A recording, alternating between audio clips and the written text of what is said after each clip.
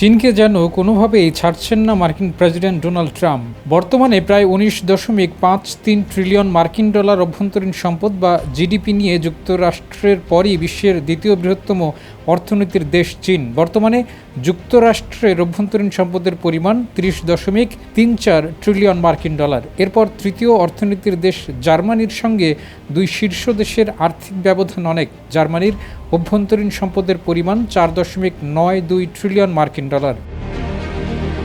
গত কয়েক বছর ধরেই চীনের সঙ্গে যুক্তরাষ্ট্রের প্রতিযোগিতা বাড়ছে।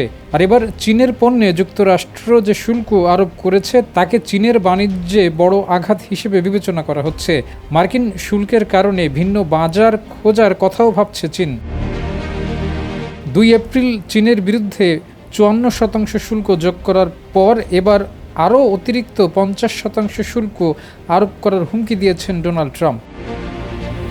6 এপ্রিল চীন যুক্তরাষ্ট্রের রপ্তানি পণ্যে পাল্টা 34% শুল্ক ঘোষণা করে। 10 এপ্রিল মধ্যরাত থেকে এ শুল্ক কার্যকর হওয়ার কথা। ট্রাম্প বলেছেন, চীন যদি 8 এপ্রিল মঙ্গলবারের মধ্যেই মার্কিন পণ্যের উপর আরোপিত 34% শুল্ক যোগ করা থেকে সরে না আসে, তবে মার্কিন যুক্তরাষ্ট্র চীনা পণ্যে এই অতিরিক্ত 50% শুল্ক যোগ করবে।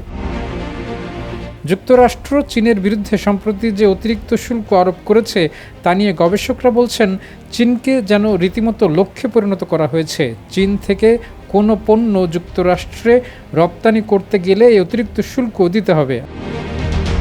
যুক্তরাষ্ট্রে চীনা দূতাবাস থেকে জানানো হয়েছে, ওয়াশিংটন আর্থিক অরাজকতা তৈরি করছে, তবে বেইজিংয়ের বৈধ অধিকার এবং স্বার্থ রক্ষা করার অধিকার রয়েছে। বেইজিংয়ের বিরুদ্ধে ট্রাম্প যে হুমকি দিয়েছেন, তিনি যদি সেই হুমকি মতো কাজ করেন তবে যুক্তরাষ্ট্রে চীনের পণ্য প্রবেশ করতে গেলে 104% শুল্ক দিতে হবে। গত মার্চে চীনের পণ্যে 20% শুল্ক যোগ করে যুক্তরাষ্ট্র। এরপর 2 এপ্রিল নতুন করে 34% শুল্ক যোগ করেন ডোনাল্ড ট্রাম্প। ট্রাম্পের নতুন এ ঘোষণার পর শীর্ষ দুই অর্থনৈতিক এবং বৈশ্বিক পরাশক্তির মধ্যে বাণিজ্য যুদ্ধ আরও গভীর হতে পারে বলে আশঙ্কা করা হচ্ছে। ট্রাম্পের শুল্ক আরোপের ঘোষণার পর থেকেই বিশ্ব অর্থনীতিতে অস্থিরতা দেখা দিয়েছে।